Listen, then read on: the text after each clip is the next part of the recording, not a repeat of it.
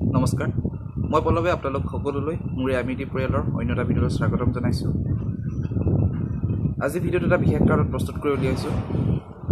আপোনালোকে সকলোৱে অৱগত কৰোণা ভাইৰাছৰ বিষয়ে। তো কৰোণা ভাইৰাছৰ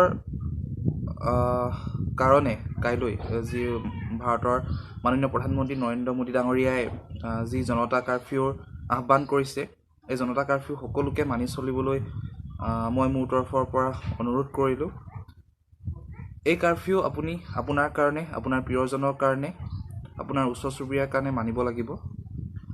আৰু এই জনতা কাৰফিউ দিয়াৰ এটা উদ্দেশ্য হৈছে, আচলতে মই বিভিন্ন ছ'চিয়েল মিডিয়াত পাই আহিছোঁ যে এদিনৰ বন্ধ বা এদিন বন্ধ দিলে কি হ'ব এনেকুৱা ধৰণৰ। তো মই ছ'চিয়েল মিডিয়াত পোৱা মতে বৈজ্ঞানিক ভিত্তিত যদি চাবলৈ যাওঁ, আমি আচলতে এই যিটো কৰোণা ভাইৰাছৰ যিটো বীজাণু সংক্ৰমণ আছে, ইয়াৰ মানে সময়সীমা হৈছে 12 ঘণ্টা আৰু আমাৰ জনতা কাৰফিউ দিছে আপোনাৰ 14 ঘণ্টাৰ কাৰণে। গতিকে এই 12 ঘণ্টা, এই 14 ঘণ্টা সময়খিনি যিজন মানুহৰ গাত এই কৰোণা ভাইৰাছটো ইতিমধ্যে বিয়পি আছে, তেওঁ যদি অন্য এজন মানুহলৈ সংস্পৰ্শলৈ আহিব নোৱাৰে বা সংস্পৰ্শলৈ নাহে, তেতিয়াহ'লে এই চেইনডাল অট'মেটিকেলি আপোনাৰ ভাঙি যাব আৰু আমি চাগে এই 22 তাৰিখৰ পিছত এখন কৰোণামুক্ত দেশ পাবলৈ সক্ষম হ'ম, যিটো আশা কৰা হৈছে।